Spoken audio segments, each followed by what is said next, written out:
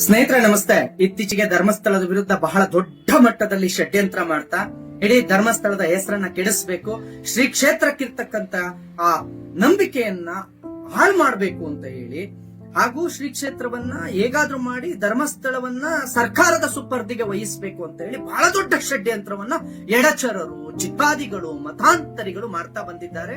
ಇವಾಗ ಆ ಮತಾಂತರಿಗಳ ಗಂಜಿ ಆಸೆಗೆ ಆ ಗುಲಾಮಗಿರಿ ಮಾಡ್ತಾ ಅವರನ್ನ ಇವತ್ತು ಧರ್ಮಸ್ಥಳದ ವಿರುದ್ಧ ಹಿಂದೂಗಳು ಅಂತ ಹೇಳಿಕೊಳ್ಳುವ ಕೆಲವು ಗಿರೀಶ್ ಮುಟ್ಟಾಳ್ನಂತವರಿಂದ ಹಿಡಿದು ಅನೇಕರು, ನಾವು ಹೋರಾಟಗಾರರು, ನಾವು ವಕೀಲರು, ನಾವು ಯೂಟ್ಯೂಬರ್ಸ್ ಅಂತ ಹೇಳ್ಕೊಂಡು ಅನೇಕರು, ನಾವು ಸಾಮಾಜಿಕ ಕಾರ್ಯಕರ್ತರು ಅಂತ ಹೇಳ್ಕೊಂಡು, ನಾನು ಸಾಮಾಜಿಕ ಹೋರಾಟಗಾರ್ತಿ ಅಂತ ಹೇಳ್ಕೊಂಡು ಅನೇಕ ಗುಲಾಮರು ಈ ಗಂಜಿಯನ್ನ ತಿಂದು ಧರ್ಮಸ್ಥಳದ ವಿರುದ್ಧ ಮಾತಾಡ್ತಾ ಇದ್ದಾರೆ. ಆ ಗಿರೀಶ್ ಮುಟ್ಟಾಳನಿಗೆ ಹೇಳ್ತಾನೆ, ನೀನು ಮಾಡಿರ್ತಕ್ಕಂಥ ಆರೋಪಕ್ಕೆ ಇವತ್ತು ನಾನು ಉತ್ತರವನ್ನು ಕೊಡ್ತಾ ಇದ್ದೇನೆ.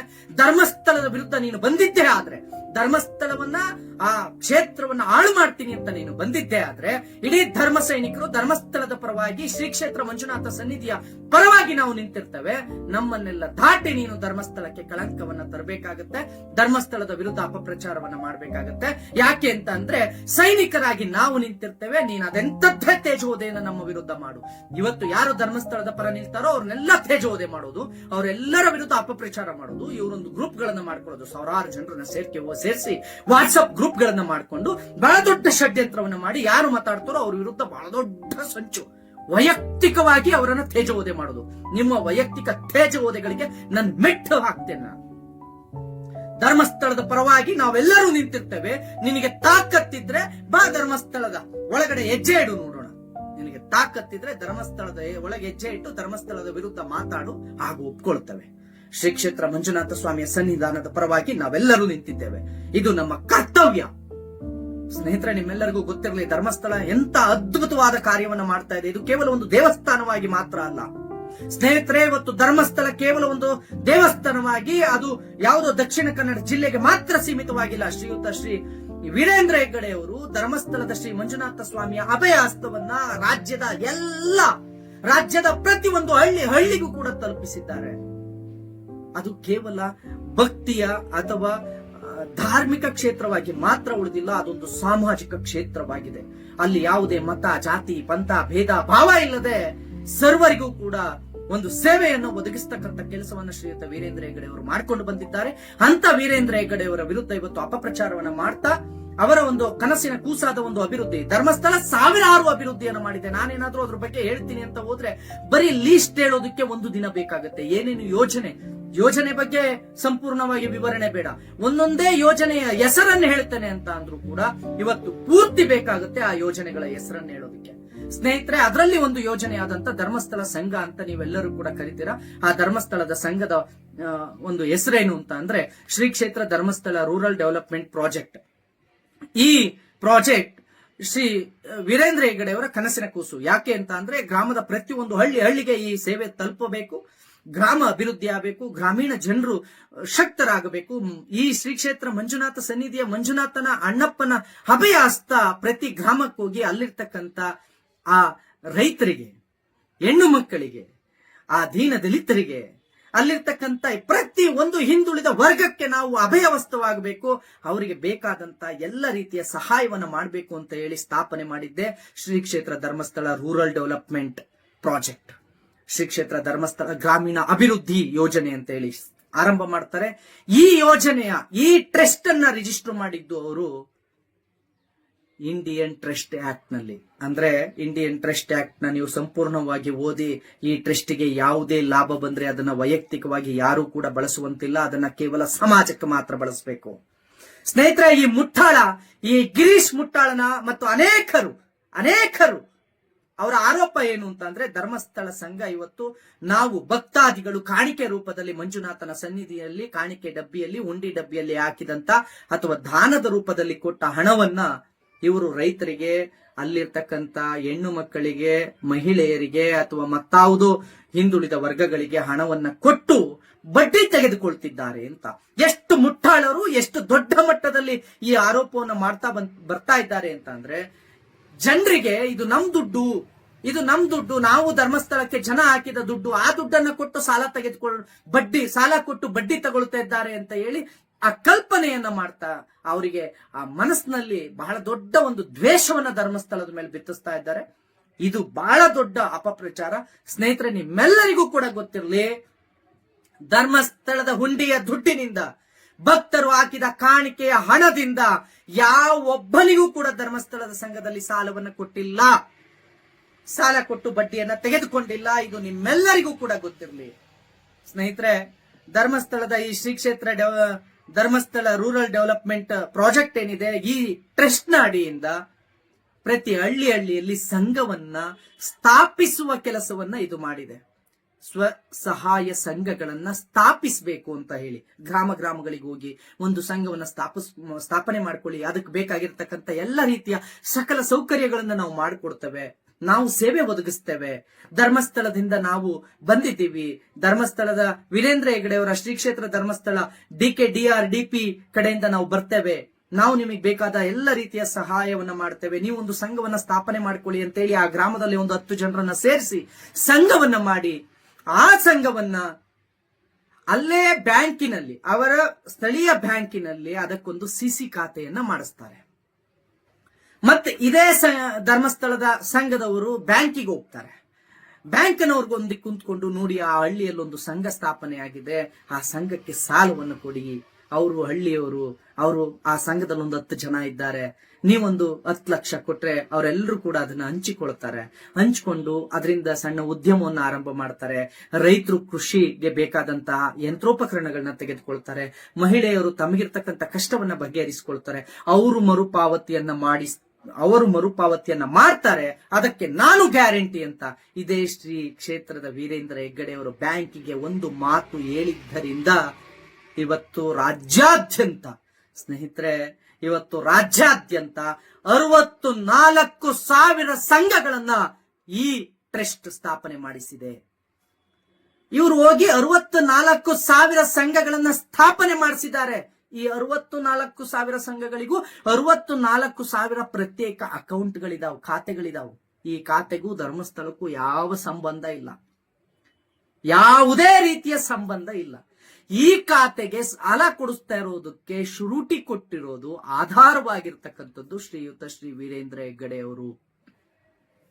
ವೀರೇಂದ್ರ ಹೆಗ್ಗಡೆ ಅವರ ಒಂದೇ ಒಂದು ಸಹಿಗೆ, ಅವರು ತಮ್ಮ ಟ್ರಸ್ಟಿನಿಂದ ಕೊಟ್ಟ ಒಂದೇ ಒಂದು ಆಧಾರಕ್ಕೆ ಇವತ್ತು ಇಡೀ ಬ್ಯಾಂಕುಗಳು, ಇವತ್ತು ನಿಮಗೆ ನೆನಪಿರಲಿ, ಈ 64,000 ಸಂಘಗಳಿಗೆ ಬ್ಯಾಂಕ್ ಆಫ್ ಬರೋಡಾ 5,400 ಕೋಟಿ ಹಣವನ್ನು ಕೊಟ್ಟಿದೆ ಸಾಲವಾಗಿ. ಸ್ಟೇಟ್ ಬ್ಯಾಂಕ್ ಆಫ್ ಇಂಡಿಯಾ 6,300 ಕೋಟಿ ಹಣವನ್ನು ಸಾಲವಾಗಿ ಕೊಟ್ಟಿದೆ. IDBI ಬ್ಯಾಂಕ್ 3,000 ಕೋಟಿಯನ್ನು ಸಾಲವಾಗಿ ಕೊಟ್ಟಿದೆ. ಕರ್ನಾಟಕ ಗ್ರಾಮೀಣ ಬ್ಯಾಂಕ್ 2,600 ಕೋಟಿ ಹಣವನ್ನ ಸಾಲವಾಗಿ ಕೊಟ್ಟಿದೆ. ಕರ್ನಾಟಕ ಬ್ಯಾಂಕ್ 1,100 ಕೋಟಿ ಹಣವನ್ನ 1,100 ಕೋಟಿ ಹಣವನ್ನ ಸಾಲವಾಗಿ ಕೊಟ್ಟಿದೆ. ಬ್ಯಾಂಕ್ ಆಫ್ ಮಹಾರಾಷ್ಟ್ರ 1,400 ಕೋಟಿ ಹಣವನ್ನು ಕೊಟ್ಟಿದೆ. ಹೀಗೆ ಒಟ್ಟಾರೆ ಔಟ್ಸ್ಟ್ಯಾಂಡಿಂಗ್ 24,000 ಆಸುಪಾಸು, 20ರಿಂದ 24,000 ಆಸುಪಾಸು, ಒಂದು ಚೂರು ಹೆಚ್ಚು ಕಮ್ಮಿ ಆಗಬಹುದು ಸಂಖ್ಯೆಗಳು. ಒಟ್ಟು 24,000 ಕೋಟಿ ಔಟ್ಸ್ಟ್ಯಾಂಡಿಂಗ್ ಸಾಲವನ್ನ ವೀರೇಂದ್ರ ಹೆಗ್ಗಡೆ ಅನ್ನುವ ಒಂದೇ ಒಂದು ಹೆಸರಿನ ಆಧಾರದ ಮೇಲೆ ಈ ಬ್ಯಾಂಕ್ಗಳು ಕೊಟ್ಟಿದ್ದಾವೆ. ಈ ಬ್ಯಾಂಕ್ಗಳು ಈ ಹಣವನ್ನೇನಾದ್ರೂ ವೀರೇಂದ್ರ ಹೆಗ್ಗಡೆ ಅವರ ಅಕೌಂಟ್ಗೆ ಹಾಕಿದಾರಾ? ಇಲ್ಲ. ಹೋಗ್ಲಿ, SKDRDP ಇದೆಯಲ್ಲ, ಶ್ರೀ ಕ್ಷೇತ್ರ ಧರ್ಮಸ್ಥಳ ರೂರಲ್ ಡೆವಲಪ್ಮೆಂಟ್ ಪ್ರಾಜೆಕ್ಟ್ ಅಂತ ಅವ್ರದ್ದು ಟ್ರಸ್ಟ್ ಇದೆಯಲ್ಲ, ಆ ಖಾತೆಗೆ ಹಾಕಿದಾರಾ? ಇಲ್ಲ. ಈ SKDRDP ಪ್ರತಿ ಹಳ್ಳಿಗೆ ಹೋಗಿ ಸಂಘಗಳನ್ನ ಸ್ಥಾಪನೆ ಮಾಡಿ ಆ 10 ಜನರ ಹೆಸರಲ್ಲಿ ಒಂದು ಸಂಘವನ್ನ ನೋಂದಾಯಿಸಿ ಆ ಸಂಘದ ಖಾತೆ CC ಖಾತೆಯನ್ನ ಓಪನ್ ಮಾಡಿಸಿದ್ದಾರಲ್ಲ, ಆ CC ಖಾತೆಗೊಂದು ಕಾರ್ಡ್ ಕೊಡ್ತಾರೆ, ಲಿಮಿಟ್ ಅಂತ ಕೊಡ್ತಾರೆ. ಯಾವುದೋ ಒಂದು ಬ್ಯಾಂಕು, 6 ಬ್ಯಾಂಕಲ್ಲಿ ಯಾವ್ದಾದ್ರು ಒಂದು ಬ್ಯಾಂಕು, ನಾನು ಇಲ್ಲಿಗೆ 20 ಲಕ್ಷ ನಿಮಗೆ ಕೊಡ್ತೇನೆ ಕ್ರೆಡಿಟ್, 20 ಲಕ್ಷ ಸಾಲವನ್ನ ಈ ಸಂಘ ತಗೋಬಹುದು ಅಂತ ಅಂದ್ರೆ, ಆಗ ಆ 10 ಜನ ಕುತ್ಕೊಂಡು ಯೋಚನೆ ಮಾಡಿ ಯಾರಿಗೆ ಎಷ್ಟೆಷ್ಟು ಸಾಲವನ್ನ ತೆಗೆದುಕೊಳ್ಬಹುದು ಅಂತ ನೋಡಿ, ಆಗ ಈ SKDRDP ಇನ್ವಾಲ್ವ್ ಆಗಿ ಪ್ರತಿ ಮನೆಗೆ ಹೋಗಿ ಯಾರು ಎಷ್ಟು ಸಾಲ ಬೇಕು ಅಂತ ನೋಡಿ, ಆ 10 ಮನೆಯವರಿಗೂ ಕೂಡ ಅವರ ಆರ್ಥಿಕ ಪರಿಸ್ಥಿತಿಯನ್ನ ನೋಡಿ ಅವನು ಎಷ್ಟು ವಾಪಸ್ ಮರಳಿ ಕಟ್ಟಬಹುದು ಅಂತ ನೋಡಿ ಅದ ಯೋಜನೆಯನ್ನ ಸಂಪೂರ್ಣವಾಗಿ ಅವರಿಗೆ ವಿವರಿಸಿ, ಯಾವುದೇ ರೀತಿಯ ಒಂದೇ ಒಂದು ಪೇಪರ್ ಇಲ್ಲದೆ, ಇವತ್ತು ಸಾಲ ತೆಗೆದುಕೊಳ್ಬೇಕು 1 ಲಕ್ಷ ಅಂತ ಅಂದ್ರೆ ಬ್ಯಾಂಕಿಗೆ ಹೋಗಿ 1 ಲಕ್ಷ ಸಾಲ ತಗೋಬೇಕು ಅಂದ್ರೆ ತನ್ನ ಮನೇನ ಗಿರಿವಿ ಇಡಬೇಕು, ತನ್ನ ಆಸ್ತಿನ ಹಡ ಇಡಬೇಕು, ಅಥವಾ ತನ್ನ ಒಡವೆನ ಹಡ ಇಡಬೇಕು, ಅಥವಾ ಅದಕ್ಕೂ ಹಡ ಇಟ್ಟಿದ್ದಲ್ಲದೆ ಇನ್ಕಮ್ ಟ್ಯಾಕ್ಸ್ ಸರ್ಟಿಫಿಕೇಟ್ ಇಂದ ಹಿಡಿದು ಬರ್ತ್ ಸರ್ಟಿಫಿಕೇಟ್ ಇಂದ ಹಿಡಿದು ಮ್ಯಾರೇಜ್ ಸರ್ಟಿಫಿಕೇಟ್ ಎಲ್ಲಾ ರೀತಿ ಸರ್ಟಿಫಿಕೇಟ್ ನ ಹಡಮಾನ ಇಟ್ರೆ ಬ್ಯಾಂಕ್ 1 ಲಕ್ಷ ಸಾಲ ಕೊಡುತ್ತೆ. ಅಂತದ್ರಲ್ಲಿ ಕೇವಲ ₹1 ಒಂದು ಆಧಾರ್ ಕಾರ್ಡ್ ಜೆರಾಕ್ಸ್ ನಿಂದ ಶ್ರೀ ಕ್ಷೇತ್ರದ ವೀರೇಂದ್ರ ಹೆಗ್ಗಡೆ ಅವರು ನಿಮಗೆ 1 ಲಕ್ಷದಿಂದ ಹಿಡಿದು ಅದರಲ್ಲಿ 50,000 ತಗೋಬಹುದು, 1 ಲಕ್ಷ ತಗೋಬಹುದು, 2 ಲಕ್ಷ ತಗೋಬಹುದು, 3 ಲಕ್ಷ ತಗೋಬಹುದು. ತಗೊಂಡು ನೀವು ನಿಮ್ಮ ಗ್ರಾಮೀಣ ಭಾಗದಲ್ಲಿ ರೈತರು, ಮಹಿಳೆಯರು ಎಲ್ಲ ರೀತಿಯಲ್ಲೂ ಕೂಡ ಗಟ್ಟಿಯಾಗ್ಲಿ, ಅವರು ಬಹಳ ಸದೃಢವಾಗ್ಲಿ ಅಂತ ಹೇಳಿ ಆ SKDRDP ಕೆಲಸ ಮಾಡ್ತಾ ಅದನ್ನ ಮರುಪಾವತಿ ಮಾಡೋದು ಕಷ್ಟ ಆಗಬಾರ್ದು ಅಂತ ಹೇಳಿ ಅವರಿಗೆ ಸುಲಭ ಆಗ್ಲಿ ಅಂತ, ಸಾಲ ತೆಗೆದುಕೊಂಡವನಿಗೆ ಸುಲಭವಾಗ್ಲಿ. ಯಾಕೆಂದ್ರೆ ಹಳ್ಳಿಗಳಲ್ಲಿ ವಾರದ ಕೂಲಿ ಬರುತ್ತೆ, ಪ್ರತಿ ವಾರ ಪೇಮೆಂಟ್ ಆಗತ್ತೆ, ವಾರದ ರೂಪದಲ್ಲಿ ಅದನ್ನ ವಾಪಸ್ ನಾವು ಪಡೆದುಕೊಳ್ಳೋಣ, ಬಹಳ ಸುಲಭವಾಗ್ಲಿ ಅಂತ ಹೇಳಿ ವಾರದ ಲೆಕ್ಕದಲ್ಲಿ ಅವರ ಹತ್ರ ಇಂದ ಮರುಪಾವತಿಯನ್ನ ಮಾಡಿಸಿಕೊಳ್ತಾ ತಮ್ಮ ಸಂಘಟನೆ, ತಮ್ಮ SKDRDP ಇಂದ ಪೇಮೆಂಟ್ ಕೊಟ್ಟು ಅವರನ್ನ ಕೆಲ್ಸಕ್ಕಿಟ್ಟು 10 ಸಂಘಗಳಿಗೆ 1 BC ಪಾಯಿಂಟ್ ಅಂತ ಮಾಡಿ ಈ ತರ ಒಟ್ಟು 12,700 BC ಪಾಯಿಂಟ್ಗಳನ್ನ ಇಡೀ ರಾಜ್ಯಾದ್ಯಂತ 64,000 ಸಂಘಗಳಿಗೆ 12,700 BC ಪಾಯಿಂಟ್ಗಳನ್ನ ಮಾಡಿ ಇವತ್ತಿಗೂ 43,000ಕ್ಕೂ ಹೆಚ್ಚು ನೌಕರರನ್ನ ನೇಮಿಸಿ ಪೇ ಮಾಡಿ ಕೊಟ್ಟಿರ್ತಕ್ಕಂಥ ಸಂಬಳ ಕೊಟ್ಟು 43,000 ಜನರನ್ನ ನೇಮಕ ಮಾಡಿ ಆ ಸಂಘದಿಂದ ಹಣ ಸಂಗ್ರಹ ಮಾಡಿ BC ಪಾಯಿಂಟ್ ಕಟ್ಟಿ ರೈತರಿಗೆ ಯಾವ ತೊಂದರೆ ಆಗಬಾರ್ದು, ಮಹಿಳೆಯರಿಗೆ ಸಂಘದಲ್ಲಿ ಇರ್ತಕ್ಕಂಥ ಸದಸ್ಯರಿಗೆ ಯಾವುದೇ ರೀತಿ ತೊಂದರೆ ಆಗಬಾರ್ದು. ಅವರು ಹಣ ಕಟ್ಟುವ ಸಮಯಕ್ಕೆ ನೀವು ಹೋಗಿ ಹಣವನ್ನ ತೆಗೆದುಕೊಂಡು ಬಂದು BC ಪಾಯಿಂಟ್ ಕಟ್ಟಿ ಬ್ಯಾಂಕಿಗೆ ವಾಪಸ್ ಕಟ್ಟಿ ಅಂತ ಹೇಳಿ ವೀರೇಂದ್ರ ಹೆಗ್ಗಡೆ ಅವರು ಒಬ್ಬರಿಗೂ ಕೂಡ ಸಾಲ ತೆಗೆದುಕೊಂಡ ಒಬ್ಬನಿಗೂ ಕೂಡ ತೊಂದರೆ ಆಗದಂತೆ ಪ್ರತಿ ವಾರ ಕಟ್ರಪ್ಪ ಅಂತ ಅಂದ್ರೆ ಯಾರು ಪ್ರತಿ ವಾರ, ಈಗ ಒಂದು ಉದಾಹರಣೆಗೆ ನಾನು ಹೇಳ್ತೇನೆ, 1 ಲಕ್ಷ ಸಾಲವನ್ನ ತೆಗೆದುಕೊಂಡ್ರೆ ಪ್ರತಿ ವಾರ ₹811 ಕಟ್ಟಬೇಕು. ಈ ಮುಠಾಳ ಇವತ್ತು ಇಡೀ ಯೋಜನೆಯನ್ನ ಹಾಳು ಮಾಡಿ, ಇವತ್ತು ಇಡೀ ಯೋಜನೆಯನ್ನ ಮಣ್ಣಾಕಿ ಮುಚ್ಚಬೇಕು, ಇಂಥ ಒಂದು ಅದ್ಭುತ ಯೋಜನೆಯನ್ನ ಹಾಳು ಮಾಡಬೇಕು ಅಂತ ಇರ್ತಕ್ಕಂಥ ಈ ಮುಠಾಳನಿಗೆ ಹೇಳ್ತಾನೆ, ನಾಚಿಕೆ ಆಗಬೇಕು ಈ ಮುಠಾಳನಿಗೆ. ಇವತ್ತು ಬ್ಯಾಂಕ್ ಆ ಸಾಲವನ್ನ ಕೊಟ್ಟು 14% ಅದಕ್ಕೆ ಬಡ್ಡಿ ವಿಧಿಸುತ್ತೆ ಬ್ಯಾಂಕ್. ಸ್ನೇಹಿತರೆ, 14% ಬಡ್ಡಿ ವಿಧಿಸುತ್ತೆ. ಆದ್ರೆ 14% ಯಾವ ರೀತಿ ಬಡ್ಡಿ ವಿಧಿಸುತ್ತೆ ಅಂದ್ರೆ, ಈ ಮುಟ್ಟಾಳ ಹೇಳ್ತಾನೆ 40% ಸಾಲ 40% ಬಡ್ಡಿ ತಗೊಳ್ತಾರೆ ವೀರೇಂದ್ರ ಹೆಗ್ಗಡೆ ಅವರು, 20% 30% ಬಡ್ಡಿ ತಗೊಳ್ತಾರೆ ಅಂತ ಈ ಮುಟ್ಟಾಳ ಗಾಂಡುಗಳು ಹೇಳ್ತಾರಲ್ಲ, ಈ ಗಾಂಡುಗಳಿಗೆ ಹೇಳ್ತಾನೆ. ಇವರಿಗೆ ಮತ್ತಾವ ಒಳ್ಳೆ ಭಾಷೆಯನ್ನು ಬಳಸಬಾರ್ದು, ಈ ಗಾಂಡುಗಳಿಗೆ ಹೇಳ್ತಾನೆ, ನಿಮಗೆ ತಾಕತ್ತಿದ್ರೆ ಪ್ರೂವ್ ಮಾಡಿ ತೋರಿಸಿ, ನಾವು ಬರ್ತೇವೆ.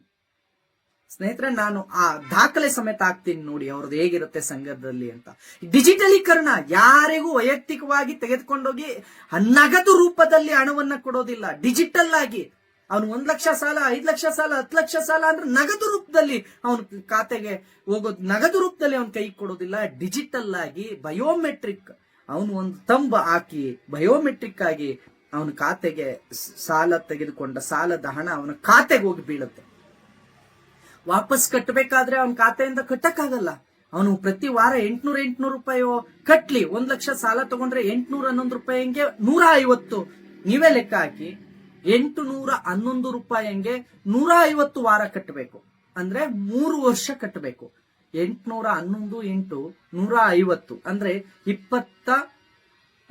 1,21,600 ರೂಪಾಯಿ ಏನೋ ಬರುತ್ತೆ ಅಲ್ವಾ. 1,21,000 ಅಂತ ಇಟ್ಕೊಳ್ಳೋಣ. ಬಡ್ಡಿ ಎಷ್ಟಾಯ್ತು ಒಟ್ಟಾರೆ?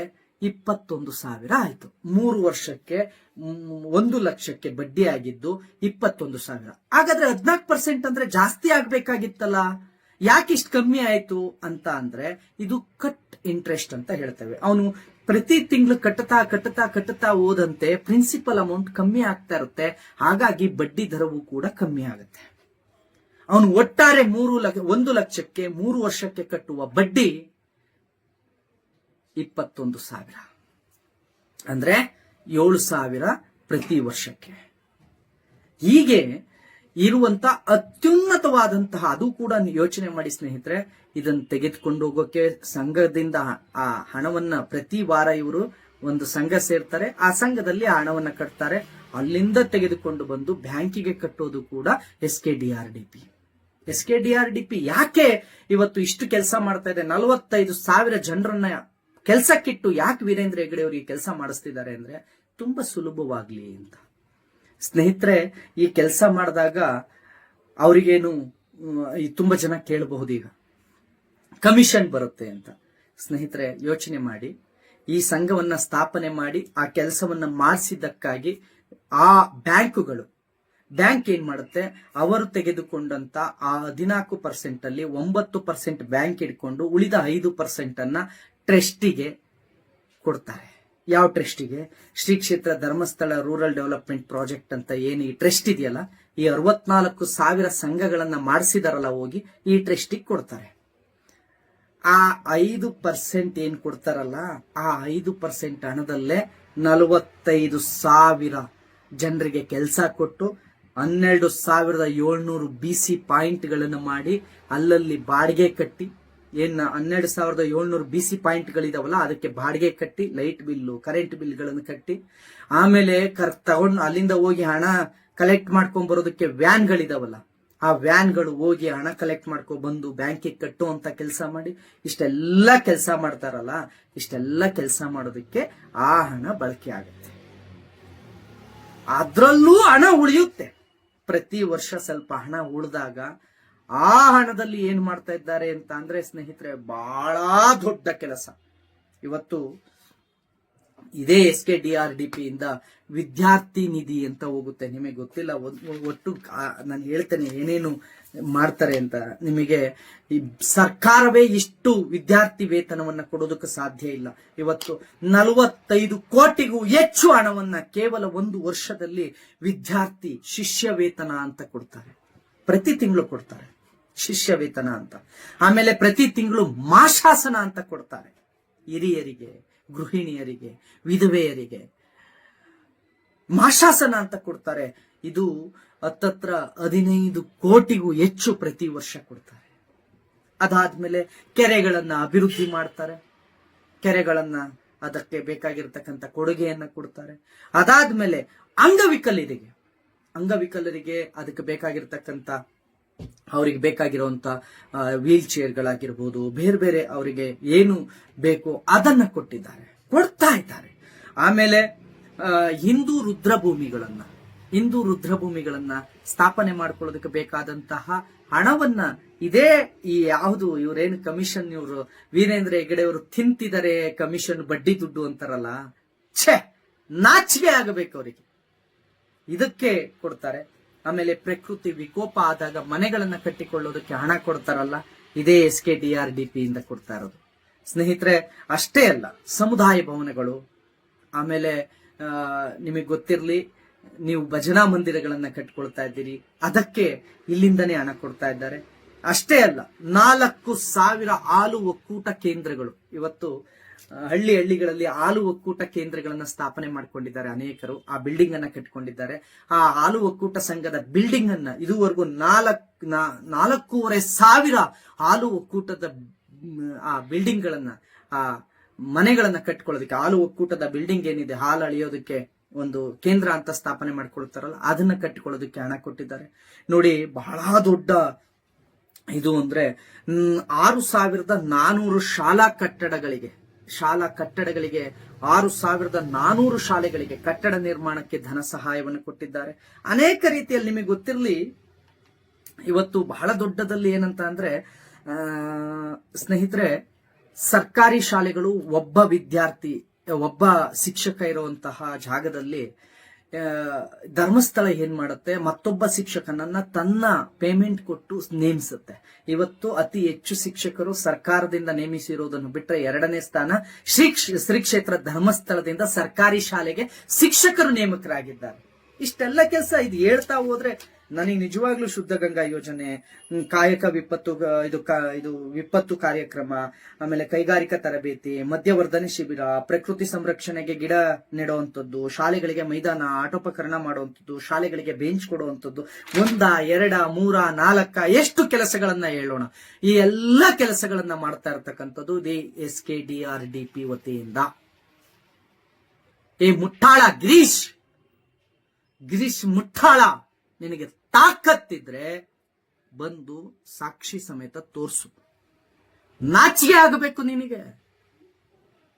ಇಡೀ ವ್ಯವಸ್ಥೆಯನ್ನ ಹಾಳು ಮಾಡಿ ಸ್ನೇಹಿತರೆ, ನಿಮಗೆ ಬಹಳ ದೊಡ್ಡ ಮಟ್ಟದ ಒಂದು ಶಾಕಿಂಗ್ ನ್ಯೂಸ್ ನಿಮಗೆ ಗೊತ್ತಿರಲಿ. ಇವತ್ತು ಈ ಶ್ರೀ ಕ್ಷೇತ್ರ ಧರ್ಮಸ್ಥಳ ರೂರಲ್ ಡೆವಲಪ್ಮೆಂಟ್ ಟ್ರಸ್ಟ್ ಏನಿದೆ, ಈ ಟ್ರಸ್ಟ್ ನ ವತಿಯಿಂದ ಸ್ಥಾಪನೆ ಆಗಿರ್ತಕ್ಕಂಥ ಸಂಘಗಳೇನಿದಾವೆ, ಈ ಸಂಘದಿಂದ ಫಲಾನುಭವಿಗಳು 4 ಲಕ್ಷಕ್ಕೂ ಹೆಚ್ಚು ಫಲಾನುಭವಿಗಳು ಮುಸಲ್ಮಾನರು.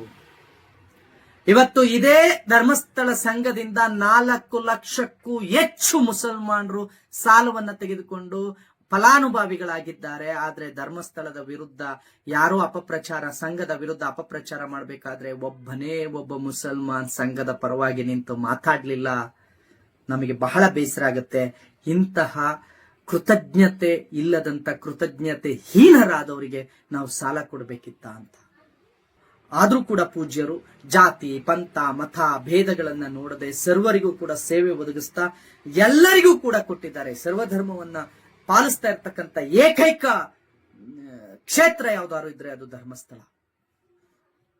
ಸ್ನೇಹಿತರೆ, ಇವತ್ತು ನಾನು ನಿಮಗೆ ಹೇಳ್ತಾ ಇರೋದು, ಈ ಶ್ರೀ ಕ್ಷೇತ್ರ ಏನಿದೆ, ಈ ಶ್ರೀ ಕ್ಷೇತ್ರದಲ್ಲಿ 64,000 ಸಂಘಗಳು ಒಂದು ದಿನ, ವಾರದ ಒಂದು ದಿನ ಒಂದು ಕಡೆ ಸೇರ್ತಾರೆ. ಅಲ್ಲಿ ಅನೇಕ ರೀತಿಯ ಧಾರ್ಮಿಕ ಚಟುವಟಿಕೆಗಳನ್ನು ಕೂಡ ಮಾಡ್ತಾರೆ. ಸಂಘ ಒಂದು ರೀತಿಯಲ್ಲಿ ಸಮೃದ್ಧಿಯಾಗಿದೆ, ಸಂಘ ಒಂದು ರೀತಿಯಲ್ಲಿ ಸದೃಢವಾಗಿದೆ. ಈ ಕಾರಣದಿಂದಾಗಿ, ಧರ್ಮಸ್ಥಳದ ಮೇಲಿನ ಭಕ್ತಿಯ ಕಾರಣದಿಂದಾಗಿ, ಮಂಜುನಾಥನ ಮೇಲಿನ ಭಕ್ತಿಯ ಕಾರಣದಿಂದಾಗಿ, ಅಣ್ಣಪ್ಪ ಸ್ವಾಮಿಯ ಮೇಲಿನ ಭಕ್ತಿಯ ಕಾರಣದಿಂದಾಗಿ ಇವತ್ತು ಅವರು ಯಾವುದೇ ಮತಾಂತರಿಗಳು ಮನೆ ಬಾಗಿಲಿಗೆ ಹೋದ್ರೂ ಕೂಡ ನಾವು ಧರ್ಮಸ್ಥಳದ ಸಂಘದಲ್ಲಿದ್ದೇವೆ, ಧರ್ಮಸ್ಥಳ ನಮ್ಮೊಂದಿಗಿದ್ದೇವೆ, ನಿಮ್ಮ ಅಕ್ಕಿ ಬ್ಯಾಗ್ ನಮಗೆ ಬೇಕಾಗಿಲ್ಲ ಅಂತ ಹೇಳಿ ಕಳಿಸ್ತಾರೆ. ಇಂಡೈರೆಕ್ಟ್ ಆಗಿ ಧರ್ಮಸ್ಥಳ ಮತಾಂತರವನ್ನ ತಡೆದಿದೆ. ಇಂಡೈರೆಕ್ಟ್ ಆಗಿ ಧರ್ಮಸ್ಥಳ ಈ ಜಿಹಾದಿಗಳ ಕುತಂತ್ರವನ್ನ ತಡೆದಿದೆ. ಹಾಗಾಗಿ ಈ ಜಿಹಾದಿಗಳಿಗೆ, ಮತಾಂತರಿಗಳಿಗೆ, ಎಡಚರರಿಗೆ ಈ ಧರ್ಮಸ್ಥಳದ ಸಂಘವನ್ನ ಕಂಡ್ರೆ ಆಗ್ತಾ ಇಲ್ಲ. ಹಾಗಾಗಿ ಗಂಜಿ ಗಿರಾಕಿಗಳಿಗೆ ಹೆಂಜಲ್ ಕಾಸನ ಕೊಟ್ಟು ಇವತ್ತು ಧರ್ಮಸ್ಥಳದ ವಿರುದ್ಧ ಮಾತಾಡಿಸ್ತಾ ಇದ್ದಾರೆ, ಧರ್ಮಸ್ಥಳದ ಸಂಘದ ವಿರುದ್ಧ ಮಾತಾಡ್ತಾ ಇದ್ದಾರೆ. ಸ್ನೇಹಿತರೆ, ನಾವು ನೀವೆಲ್ಲರೂ ಈ ಸಮಯದಲ್ಲಿ ಸಂಘದ ಜೊತೆಗೆ ನಿಲ್ಬೇಕು, ಧರ್ಮಸ್ಥಳದ ಜೊತೆಗೆ ನಿಲ್ಬೇಕು. ಪ್ರತಿ ಒಬ್ಬರು ಕೂಡ ಧರ್ಮಸ್ಥಳದ ಪರವಾಗಿ ಧರ್ಮ ಸೈನಿಕನಂತೆ ಪುಣ್ಯಕ್ಷೇತ್ರಗಳನ್ನ ರಕ್ಷಿಸುವಲ್ಲಿ, ಕೇವಲ ಧರ್ಮಸ್ಥಳ ಮಾತ್ರ ಅಂತ ಅನ್ಕೋಬೇಡಿ, ಮುಂದಿನ ದಿನಗಳಲ್ಲಿ ಎಲ್ಲ ಧಾರ್ಮಿಕ ಕ್ಷೇತ್ರಗಳ ಮೇಲೂ ಇದೇ ತರ ಅಟ್ಯಾಕ್ ಮಾಡ್ತಾರೆ. ನಾವೆಲ್ಲರೂ ಕೂಡ ಈ ಪುಣ್ಯಕ್ಷೇತ್ರಗಳನ್ನ ರಕ್ಷಿಸಿಕೊಳ್ಳೋದ್ರಲ್ಲಿ ಧರ್ಮ ಸೈನಿಕರಂತೆ ನಿಂತ್ಕೋಬೇಕಾಗಿದೆ. ನಮ್ಮ ಪುಣ್ಯಕ್ಷೇತ್ರಗಳು ನಮ್ಮ ಹಕ್ಕು. ಕೇಳೋದಕ್ಕೆ ಇವನೇ ಯಾರು? ಗುಲಾಮ. ಮುಟ್ಟಾಳ, ನಿನಗೆ ತಾಕತ್ತಿದ್ರೆ ಬಹಿರಂಗ ಚರ್ಚೆಗೆ ಇದೇ SKDRDP ವಿಚಾರದಲ್ಲಿ ಬಹಿರಂಗ ಚರ್ಚೆಗೆ ನಾವು ಸಿದ್ಧರಿದ್ದೇವೆ. ತಾಕತ್ತಿದ್ರೆ, ನಿನಗೆ ಗಂಡಸ್ತನ ಇದ್ರೆ, ನೀನು ಮಾಡಿರುವ ಆರೋಪಗಳ ಪಟ್ಟಿಯನ್ನ ಎತ್ಕೊಂಡು ನೀನ್ ಏನು ಮಾತಾಡಿದೆಯಲ್ಲ ಅದೇ ಆರೋಪಗಳಿಗೆ ಸ್ಟಿಕ್ಕಾನಾಗಿ ತಾಕತ್ತಿದ್ರೆ ಬಾ, ನಾವು ಬಹಿರಂಗ ಚರ್ಚೆಗೆ ಬರ್ತೇವೆ. ಮುಟ್ಟಾಳ, ಗಿರೀಶ್ ಮುಟ್ಟಾಳ, ನೀನು ಏನ್ ಹೇಳ್ತೀಯ? ನಾನು ಸೌಜನ್ಯಾಳ ಪರ ಹೋರಾಟಗಾರ ಅಂತ ಹೇಳ್ತೀಯ ತಾನೆ? ಸೌಜನ್ಯಾಳ ಪರ ಹೋರಾಟ ಮಾಡು. ಧರ್ಮಸ್ಥಳದ ವಿರುದ್ಧ, SKDRDP ವಿರುದ್ಧ ಯಾಕೋ ಬರ್ತೀಯ? ಮುಟ್ಟಾಳ, ಗಾಂಡು, ನಿಮಗೆಲ್ಲ ಮರ್ಯಾದೆ ಕೊಡ್ಬೇಕಾ? ನಾಲಾಯಕ್ಗಳು, ನಾಚಿಕೆ ಇಲ್ಲದವರು, ಎಡಚರರ ಗಂಜಿಗೆ ಆಸೆ ಪಟ್ಟು, ಜಿಹಾದಿಗಳ ಗಂಜಿಗೆ ಆಸೆ ಪಟ್ಟು, ಅವರ ಹೆಂಜಲ್ ಕಾಸು ತಿಂದು ಧರ್ಮಸ್ಥಳದ ವಿರುದ್ಧ, ಶ್ರೀ ಕ್ಷೇತ್ರದ ವಿರುದ್ಧ ಅಪಪ್ರಚಾರ ಮಾಡ್ತಾ ಅವರ ಹೆಂಜಲ್ ಕಾಸನ ತಿಂದು ಇವತ್ತು ಧರ್ಮಾಧಿಕಾರಿಗಳಾದಂತಹ ಶ್ರೀ ವೀರೇಂದ್ರ ಹೆಗಡೆ ಅವರ ವಿರುದ್ಧ ಬರ್ತೀರಾ? ನಿನಗೆ ಹೇಳ್ತಾ ಇದ್ದೇವೆ, ನೆನಪಿಡ್ಕೋ. ನೀನೇನಾದ್ರೂ ಧರ್ಮಸ್ಥಳದ ವಿರುದ್ಧ, ಶ್ರೀ ಕ್ಷೇತ್ರ ಮಂಜುನಾಥ ಸ್ವಾಮಿಯ ಸನ್ನಿಧಾನದ ವಿರುದ್ಧ ಬರ್ತೀನಿ ಅಂತ ಅಂದ್ರೆ ನಮ್ಮೆಲ್ಲರನ್ನ ದಾಟಿ ಧರ್ಮಸ್ಥಳದ ವಿರುದ್ಧ ಬರಬೇಕಾಗುತ್ತೆ ಅನ್ನೋದನ್ನ ನೆನಪಿನಲ್ಲಿ ಇಡ್ಕೋ. ದಾಟೋಕ್ ಬಂದು ಉಳಿಯೋದಿಲ್ಲ ಅನ್ನೋದನ್ನು ಕೂಡ ಎಚ್ಚರಿಕೆ ಕೊಡ್ತಾ ಇದ್ದಾನೆ. ನೆನಪಿನಲ್ಲಿ ಇಡ್ಕೋ. ನೀನು ಮಾಡಿರುವ ಎಲ್ಲ ಆರೋಪಗಳಿಗೆ ಉತ್ತರ ಕೊಡಬೇಕು, ಎಲ್ಲ ಆರೋಪಗಳಿಗೆ ಉತ್ತರವನ್ನ ಕೊಡಬೇಕು. ಇಲ್ಲ ಅಂತ ಅಂದ್ರೆ ಉತ್ತರವನ್ನ ಕಕ್ಕಿಸ್ತೇವೆ ನಾವು. ಉತ್ತರವನ್ನ ಕಕ್ಕಿಸೋದು ನಮಗೆ ಗೊತ್ತಿದೆ. ಧರ್ಮಸ್ಥಳದ ಹುಂಡಿಯಿಂದ ಹಣ ತೆಗೆದು ಸಂಘದಲ್ಲಿ ಸಾಲ ಕೊಡ್ತಾರೆ ಅಂತ ಹೇಳೋ ನಿನ್ನ ನಾಲಿಗೆಯನ್ನ ನಾವು ಆ ನಾಲಿಗೆಯನ್ನ ಮುಠಾಳ ಗಿರೀಶ್ ಮುಠಾಳ್ ಶ್ರೀ ಕ್ಷೇತ್ರ ಮಂಜುನಾಥ ಸ್ವಾಮಿ ಸನ್ನಿಧಾನದಲ್ಲಿ ಭಕ್ತಾದಿಗಳು ಹಾಕಿದ ಕಾಣಿಕೆ ದುಡ್ಡನ್ನ ತೆಗೆದುಕೊಂಡು ವೀರೇಂದ್ರ ಹೆಗ್ಗಡೆಯವರು ಧರ್ಮಸ್ಥಳದ ಸಂಘದ ಹೆಸರಿನಲ್ಲಿ ಜನರಿಗೆ ಬಡ್ಡಿಗೆ ಹಣ ಕೊಟ್ಟು ಅದರಿಂದ ಬಡ್ಡಿ ಸಂಪಾದಿಸ್ತಾ ಇದ್ದಾರೆ, ಸಾಲ ಕೊಟ್ಟು ಅಂತ ಅಪಪ್ರಚಾರ ಮಾಡ್ತೀಯ. ನಿನ್ಗೆ ತಾಕತ್ತಿದ್ರೆ ನೀನು ಒಬ್ಬಪ್ಪನಿಗೆ ಹುಟ್ಟಿದ್ರೆ ಪ್ರೂವ್ ಮಾಡುವುದನ್ನ ನೋಡೋಣ. ತಾಕತ್ತಿದೆಯಾ ಪ್ರೂವ್ ಮಾಡೋಕೆ? ನಾಚಿಕೆ ಇಲ್ಲದವನೇ. ಹೆಡಚರರ, ಜಿಹಾದಿಗಳ, ಮತಾಂತರಿಗಳ ಹೆಂಜಲ ಕಾಸಿಗೆ ಮಾರ್ಕೊಂಡು ಅವರ ಗಂಜಿಗೆ ಆಸೆ ಪಟ್ಟು ನಮ್ಮ ಹಿಂದೂಗಳ ಪವಿತ್ರ ಭೂಮಿಯಾದಂತಹ ಶ್ರೀ ಕ್ಷೇತ್ರ ಧರ್ಮಸ್ಥಳದ ವಿರುದ್ಧ ಅಪಪ್ರಚಾರಕ್ಕೆ ಮುಂದಾಗಿದ್ದೀಯಾ? ನಿನಗೆ ಹೇಳ್ತಾ ಇದ್ದೇನೆ, ಇದೇ ರೀತಿ ಸಂಘದ ಬಗ್ಗೆ ಅಪಪ್ರಚಾರ ಮಾಡಿದ್ರೆ ಇಡೀ ಸಂಘದ ಸದಸ್ಯರು ಯಾರೆಲ್ಲ ಫಲಾನುಭವಿಗಳಿದ್ದಾರೋ ತಮ್ಮ ಬದುಕನ್ನು ಸದೃಢವಾಗಿ ಕಟ್ಟಿಕೊಂಡಿರ್ತಕ್ಕಂಥ ಸಂಘದ ಸದಸ್ಯರು ನಿನಗೆ ಸಿಕ್ಕಲ್ಲಿ ಮಸಿ ಬಳಿತಾರೆ ಅನ್ನೋದನ್ನ ಮರಿಬೇಡ. ನಿನಗೆ ಸಿಕ್ಕಲ್ಲಿ ಬುದ್ಧಿ ಕಲಿಸ್ತಾರೆ. ಧರ್ಮಸ್ಥಳದ ವಿರುದ್ಧ ಬರೋದಕ್ಕೆ ಮುಂಚೆ ಜಾಗೃತನಾಗು, ಎಚ್ಚರ ವಹಿಸು.